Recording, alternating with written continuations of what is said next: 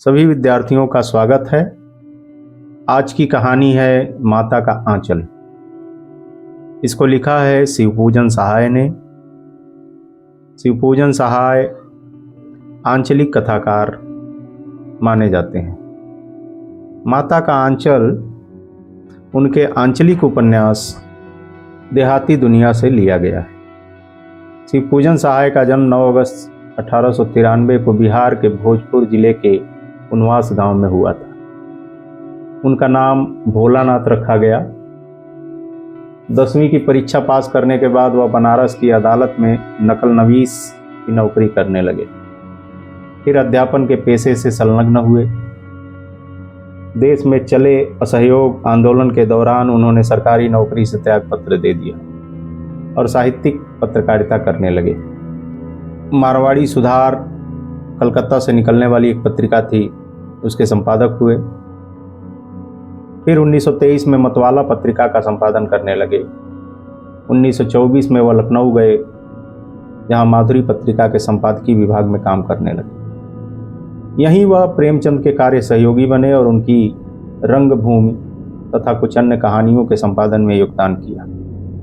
1932 में जयशंकर प्रसाद और उनके मित्र मंडल द्वारा काशी से प्रकाशित जागरण साहित्यिक पाक्षिक से संबंध हुए, जहां एक बार फिर वह प्रेमचंद के कार्य सहयोगी रहे। वाराणसी में वह नागरी प्रचारिणी सभा और ऐसे कई अन्य साहित्यिक मंडलों के सक्रिय सदस्य भी रहे। 1935 में वह सपरिवार लहेरिया सराय दरभंगा चले गए, जहां बालक पत्रिका के संपादन में संलग्न हुए। 1939 में उन्हें राजेंद्र कॉलेज छपरा में हिंदी के प्राध्यापक के रूप में नियुक्त किया गया। वर्ष 1950 में शिवपूजन सहाय बिहार राष्ट्रभाषा परिषद के सचिव नियुक्त किए गए और इस पद पर रहते हिंदी संदर्भ ग्रंथों के 50 से अधिक संस्करणों का संपादन और प्रकाशन किया। बाद में वह परिषद के निर्देशक भी बने और हिंदी साहित्य और बिहार शीर्षक साहित्यिक इतिहास का संकलन और संपादन किया। उन्हें 1960 में भारत सरकार द्वारा पद्म भूषण से सम्मानित किया गया। उन पर एक डाक टिकट भी जारी किया गया। उनकी जो रचनाएं हैं, गद्य साहित्य ही ज़्यादा हैं, जिनमें देहाती दुनिया जो आंचलिक उपन्यास है, महिला महत्व, विभूति, वे दिन वे लोग, बिंब प्रतिबिंब, मेरा जीवन, स्मृति शेष, हिंदी भाषा और साहित्य, ग्राम सुधार और माता का आंचल। तो ये रहा इनका जीवन परिचय। अब हम कहानी का पाठ करेंगे और उसे समझने की कोशिश करेंगे। जहां लड़कों का संग तहां बाजे मृदंग, जहां बुड्ढों का संग तहां खर्चे का तंग। हमारे पिता तड़के उठकर निपट नहाकर पूजा करने बैठ जाते थे। हम बचपन से ही उनके अंग लग गए थे। माता से केवल दूध पीने तक का नाता था, इसलिए पिता के साथ ही हम भी बाहर की बैठक में ही सोया करते। वह अपने साथ ही हमें भी उठाते और साथ ही नहला धुलाकर पूजा पर बिठा लेते। हम भभूत का तिलक लगा देने के लिए उनको दिक करने लगते थे, कुछ हंसकर, कुछ झुंझलाकर, कुछ डांट कर। वह हमारे चौड़े लीलार में त्रिपुंड कर देते थे। हमारे लीलार में भभूत खूब खुलती थी। सिर में लंबी लंबी जटाएं थीं। भभूत रमाने से हम खासे बम्भोला बन जाते थे। पिताजी हमें बड़े प्यार से भोलानाथ कहकर पुकारा करते, पर असल में हमारा नाम था तारकेश्वर नाथ। हम भी उनको बाबूजी कहकर पुकारा करते और माता को मैया। जब बाबूजी रामायण का पाठ करते, तब हम उनकी बगल में बैठे बैठे आईने में अपना मुंह निहारा करते थे। जब वह हमारी ओर देखते, तब हम कुछ लजाकर और मुस्कुराकर आईना नीचे रख देते थे। वह भी मुस्कुरा पड़ते थे। पूजा पाठ कर चुकने के बाद वह राम राम लिखने लगते।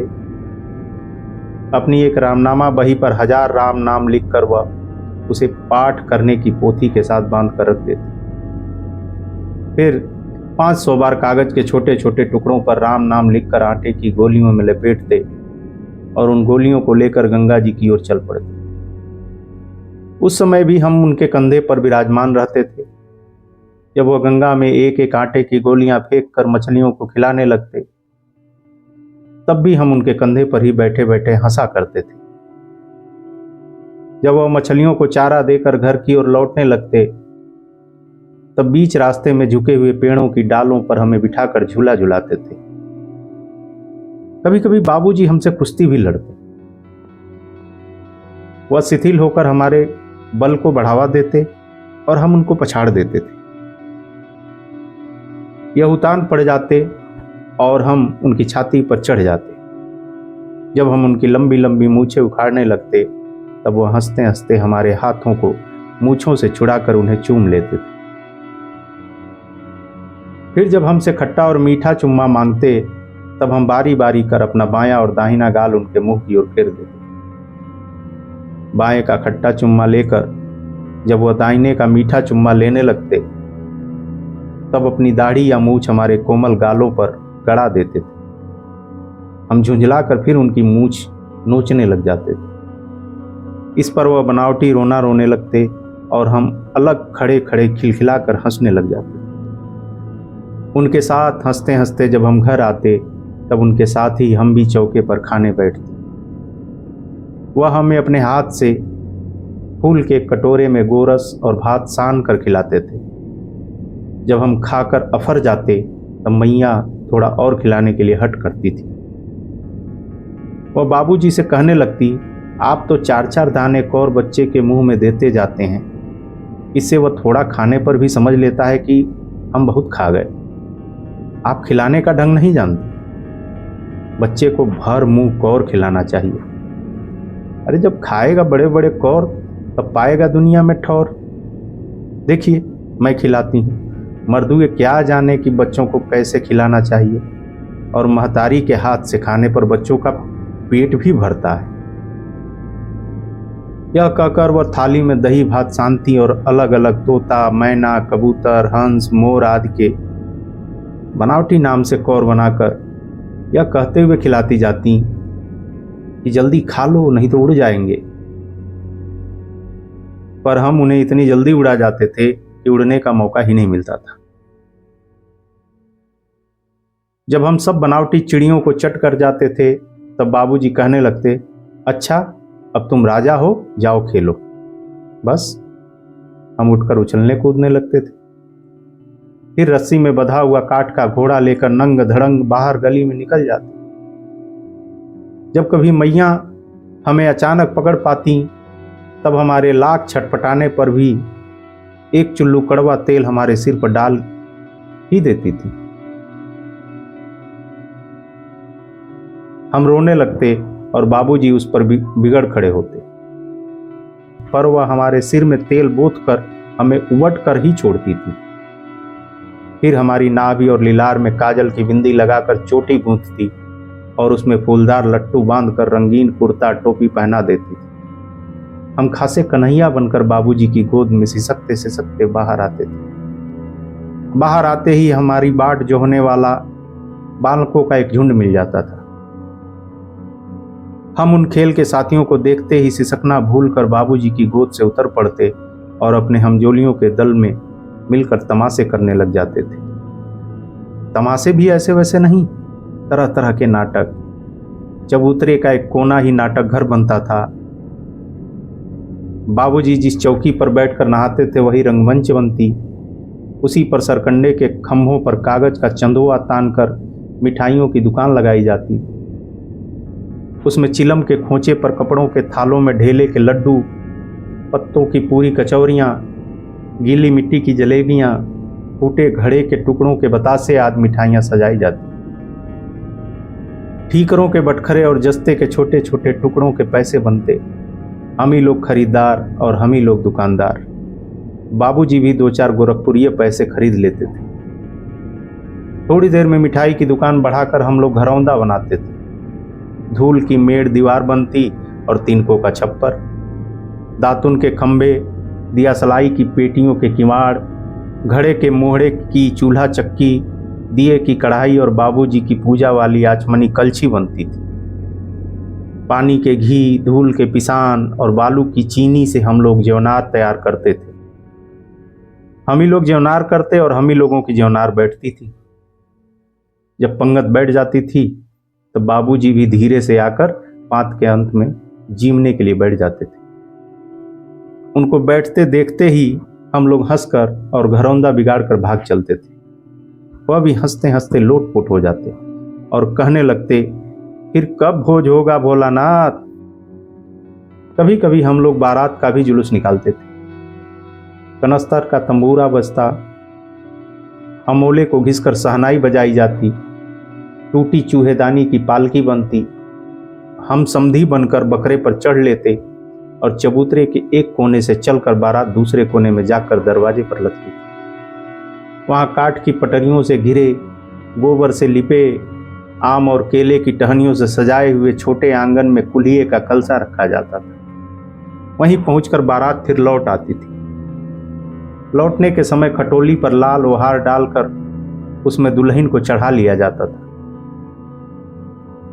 लौट आने पर बाबूजी ज्यों ही ओहार उघार कर दुल्हन का मुख निरखने लगते, त्यों ही हम लोग हंसकर भाग जाते। थोड़ी देर बाद फिर लड़कों की मंडली जुट जाती थी।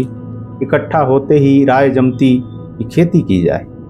बस चबूतरे के छोर पर घिरनी गड़ जाती और उसके नीचे की गली कुआं बन जाती थी। मूंज की बटी हुई पतली रस्सी में एक चुक्कड़ बांध गराड़ी पर चढ़ाकर लटका दिया जाता और दो लड़के बैल बनकर मोट खींचने लग जाते। चबूतरा खेत बनता, कंकड़ बीज और ठेंगा हल जुआट। बड़ी मेहनत से खेत जोते, बोए और पटाए जाते। फसल तैयार होते देर न लगती और हम हाथों हाथ फसल काट लेते थे। काटते समय गाते थे, ऊंच नीच में बई कियारी, जो उपजी सो भई हमारी। फसल को एक जगह रखकर उसे पैरों से रौंद डालते थे। कसोरे का सूप बनाकर ओसाते और मिट्टी की दिए के तराजू पर तौल कर रास तैयार कर देते थे। इसी बीच बाबूजी आकर पूछ बैठते थे, इस साल की खेती कैसी रही भोलानाथ। बस फिर क्या, हम लोग ज्यों का त्यों खेत खलिहान छोड़कर हंसते हुए भाग जाते। कैसी मौज की खेती थी। ऐसे ऐसे नाटक हम लोग बराबर खेला करते थे। बटोही भी कुछ देर ठिठक कर हम लोगों के तमाशे देख लेते थे। जब कभी हम लोग ददरी के मेले में जाने वाले आदमियों का झुंड देख पाते तब कूद कूद कर चिल्लाने लगते थे, चलो भाइयों ददरी, सत्तू पिसान की मोटरी। अगर किसी दूल्हे के आगे जाती हुई वो हारदार पालकी देख पाते तब खूब जोर से चिल्लाने लगते थे, रहरी में रहरी पुरान रहरी, डोला के कनिया हमार मेहरी। इसी पर एक बार बूढ़े बर ने हम लोगों को बड़ी दूर तक खदेड़ कर ढेलों से मारा था। उस खसूट खब्बीस की सूरत आज तक हमें याद है। न जाने किस ससुर ने वैसा जमाई ढूंढ निकाला था। वैसा घोड़मुहा आदमी हमने कभी नहीं देखा। आम की फसल में कभी कभी खूब आंधी आती है। आंधी के कुछ दूर निकल जाने पर हम लोग बाग की ओर दौड़ पड़ते थे। वहां चुन चुन कर घुले घुले गोपी आम चापते थे। एक दिन की बात है, आंधी आई और पट पड़ गई। आकाश काले बादलों से ढक गया। मेघ गरजने लगे, बिजली कौंधने और ठंडी हवा सनसनाने लगी। पेड़ झूमने और जमीन चूमने लगे। हम लोग चिल्ला उठे, एक पैसा की लाई, बाजार में चितराई, बरखा उधरे बिलाई। लेकिन बरखा न रुकी और भी मूसलाधार पानी होने लगा। हम लोग पेड़ों की जड़ से धड़ से सट गए, जैसे कुत्ते के कान में अठई चिपक जाती है। मगर बरखा जमी नहीं, थम गई। बरखा बंद होते ही बाग में बहुत से बिच्छू नजर आए। हम लोग डर कर भाग चले। हम लोगों में बैजू बड़ा ढीठ था। संयोग की बात, बीच में मूसन तिवारी मिल गए। बेचारे बूढ़े आदमी को सूझता कम था। बैजू उनको चिढ़ाकर बोला, बुढ़वा बेईमान मांगे करैला के चोखा। हम लोगों ने भी बैजू के सुर में सुर मिलाकर यही चिल्लाना शुरू किया। मूसन तिवारी ने बेतहासा खदेड़ा। हम लोग तो बस अपने अपने घर की ओर आंधी हो चले। जब हम लोग न मिल सके तब तिवारी जी सीधे पाठशाला में चले गए। वहां से हमको और बैजू को पकड़ लाने के लिए 4 लड़के गिरफ्तारी वारंट लेकर छूटे। इधर ज्यों ही हम लोग घर पहुंचे, त्यों ही गुरुजी के सिपाही हम लोगों पर टूट पड़े। बैजू तो 9-2-11 हो गया, हम पकड़े गए। फिर तो गुरुजी ने हमारी खूब खबर ली। बाबूजी ने यह हाल सुना, वह दौड़ते हुए पाठशाला में आए, गोद में उठाकर हमें पुचकारने और फुसलाने लगे, पर हम दुलारने से चुप होने वाले लड़के नहीं थे। रोते रोते उनका कंधा आंसुओं से तर कर दिया। वह गुरुजी की चिरौरी करके हमें घर ले चले। रास्ते में फिर हमारे साथी लड़कों का झुंड मिला। वे जोर से नाचते और गाते थे, माई पकाई गरर गरर पुआ, हम खाई पुआ न खेलब जुआ। फिर क्या था, हमारा रोना धोना भूल गया। हम हट करके बाबूजी की गोद से उतर पड़े और लड़कों की मंडली में मिलकर लगे वही तानसुर अलापने। तब तक सब लड़के सामने वाले मकई के खेत में दौड़ पड़े। उसमें चिड़ियों का झुंड चढ़ रहा था। वे दौड़ दौड़ कर उन्हें पकड़ने लगे, पर एक भी हाथ न आई। हम खेत से अलग ही खड़े होकर गा रहे थे, राम जी की चिरई, राम जी का खेत, खा लो चिरई भर भर पेट। हमसे कुछ दूर बाबूजी और हमारे गांव के कई आदमी खड़े होकर तमाशा देख रहे थे और यही कहकर हंसते थे कि चिड़िया की जान जाए लड़कों का खिलौना। सचमुच लड़के और बंदर पराई पीर नहीं समझते। एक टीले पर जाकर हम लोग चूहों के बिल से पानी उलीचने लगे। नीचे से ऊपर पानी फेंकना था। हम सब थक गए। तब तक गणेश जी के चूहे की रक्षा के लिए शिव जी का सांप निकल आया। रोते चिल्लाते हम लोग बेतहाशा भाग चले। कोई औंधा गिरा, कोई अंटा चिट, किसी का सिर फूटा, किसी के दांत टूटे, सभी गिरते पड़ते भागे। हमारी सारी देह लहूलुहान हो गई, पैरों के तलवे कांटों से छलनी हो गए। हम एक सूर से दौड़े हुए आए और घर में घुस गए। उस समय बाबूजी बैठक के ओसारे में बैठकर हुक्का गुड़गुड़ा रहे थे। उन्होंने हमें बहुत पुकारा, पर उनकी अनसुनी करके हम दौड़ते हुए मैया के पास ही चले गए। जाकर उसी की गोद में सरड़ ली। मैया चावल अमनिया कर रही थी। हम उसी के आंचल में छिप गए। हमें डर से कांपते देख वह जोर से रो पड़ी और सब काम छोड़ बैठी। अधीर होकर हमारे भय का कारण पूछने लगी। कभी हमें अंग भर कर दबाती और कभी हमारे अंगों को अपने आंचल से पोंछकर हमें चूम लेती। बड़े संकट में पड़ गई। झटपट हल्दी पीसकर हमारे घावों पर थोपी गई। घर में कोहराम मच गया। हम केवल धीमे सुर से सा सा सा कहते हुए मैया के आंचल में लुके चले जाते थे। सारा शरीर थर थर कांप रहा था। रोंगटे खड़े हो गए थे। हम आंखें खोलना चाहते थे, पर वे खुलती न थी। हमारे कांपते हुए ओठों को मैया बार बार निहार कर रोती। बड़े लाड से हमें गले लगा लेती थी। इसी समय बाबूजी दौड़े आए। आकर झट हमें मैया की गोद से अपनी गोद में लेने लगे, पर हमने मैया के आंचल की प्रेम और शांति के चंदोवे की छाया न छोड़ी। यह कहानी हमें बहुत कुछ सिखाती है और बहुत कुछ बताती है। यह कहानी हमें बचपन की तरफ ले जाती है और बचपन की उन तमाम यादों, तमाम बदमाशियों और तमाम खेलों की याद दिलाती है। एक बार पुनः जीने के लिए प्रेरित करती है। इसमें एक जो सबसे महत्वपूर्ण बात है और वह है माँ की ममता। माँ की ममता में इतनी ताकत होती है कि आप चाहें पूरा जीवन किसी के साथ रहें, कहीं रहें, लेकिन माँ की ममता अपनी तरफ खींच ही लेती है। इस कहानी में आप देखते हैं कि छोटा बालक जो पिता के साथ अक्सर रहता है, सुबह से लेकर शाम तक उनके साथ खाता है, उन्हीं के साथ सोता है, उन्हीं के साथ खेलने जाता है, पूजा में बैठता है, लेकिन जब संकट का समय आया तब वह बालक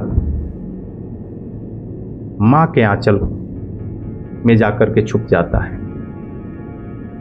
और जब उसे माँ के आंचल और माँ की ममता का एहसास होता है, उसके प्रेम को वह महसूस करता है, तब वह उससे वहां से हटना नहीं चाहता। वह वहाँ से जाना नहीं चाहता। पिता उसे लगातार कोशिश करते रह गए लेकिन वह नहीं जाता है। इस तरह माँ की जो ममता होती है वह बहुत बड़ी चीज़ होती है और इसीलिए इस पाठ का नाम माता का आंचल पड़ा है।